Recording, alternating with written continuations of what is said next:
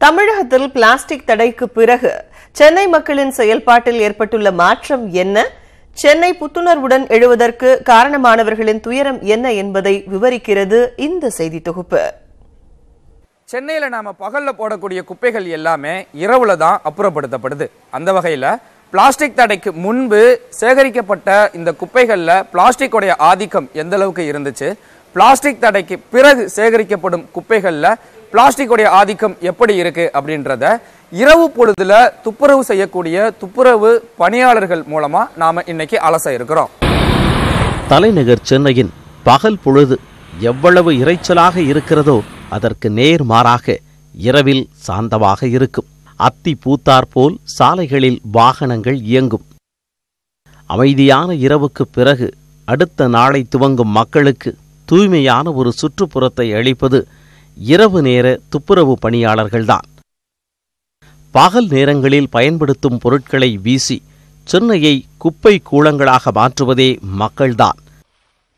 எனினும் தமிழகத்தில் பிளாஸ்டிக் பொருட்களுக்கு தடை விதிக்கப்பட்ட பிறகு பிளாஸ்டிக் குப்பைகளின் அளவு குறைந்துள்ளதாக ஆறுதலுடன் தெரிவிக்கின்றனர் துப்புரவு பணியாளர்கள். நிறைய இருக்கும் சார், நாங்களே வழிக்கு விழுற அளவுக்கு சரியா இருக்கும். இப்போ பரவாயில்ல, இந்த 2 நாளாக இந்த அலோன்ஸ் பண்ணது விளம்பரப்படுத்தினாங்க கம்மியாக, அப்போ தான் கொஞ்சம் குறைஞ்சிருக்குது. பிளாஸ்டிக் எப்படின்னா ஃபஸ்ட்டுலாம் இது வராத முன்னாடி நிறைய இருந்தது. ஒரு 7 வருஷமாக நாங்கள் செஞ்சுருந்தோம். இப்போ இது கொஞ்சம் வந்ததுனால கொஞ்சம் மீடியமாக ஆகிக்குது, கொஞ்சம் கம்மியாக இருக்குது. இது மேலே கம்மியாகும் தான் நினைக்கிறேன் நான்.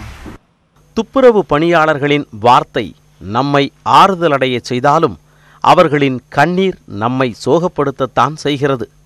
ஒரு பெண்ணாக நள்ளிரவு என்று கூட பாராமல் பணி செய்யும் தங்களை ஒரு சில ஆண்கள் துன்புறுத்துவதாகவும் தங்களுக்காக குரல் கொடுக்க யாரும் வருவதில்லை என்றும் வேதனையை வெளிப்படுத்துகின்றனர். எங்களுக்கு பாதுகாப்பு எதுவும் கிடையாது. யாருன்னா கேலி பண்ணாலும் இது பண்ணாலும் எங்களுக்கு பாதுகாப்பு எதுவுமே கிடையாது. அவங்க பாட்டு அசிங்கமாக பேசிட்டு போயின்னே இருப்பாங்க, எங்களுக்கு கேட்கறதுக்கு யாரும் கிடையாது. அதை எல்லாத்தையும் அனுபவிச்சிங்கன்னு என்ன பண்ணுறது? பிள்ளைங்களை காப்பாற்றணும், வீட்டு வாடகை கட்டணும், அதை இதெல்லாம் அனுசரிச்சுன்னு செஞ்சுன்னு இருக்கிறோம். தமிழகத்தில் பிளாஸ்டிக் தடை அறிவிப்பு மக்களிடையே விழிப்புணர்வை ஏற்படுத்தி உள்ளது என்பது வெளிப்படையாக தெரிகிறது. இந்த தடை உத்தரவை மக்கள் தொடர்ந்து பின்பற்றினால் பூமியின் அழகு மெருகேறும் என்பதே உண்மை. பிளாஸ்டிக் தடை விவசாயத்திற்கு உயிர் கொடுத்தது போல் இது போன்ற சென்னையை அழகாக்கக்கூடிய துப்புரவு பணியாளர்களுடைய பணிச்சுமையையும் குறைத்திருக்கிறது. இருப்பினும் அவர்களுடைய நீண்ட நாள் கண்ணீரான பணி பாதுகாப்பை துடைக்குமா தமிழக அரசு?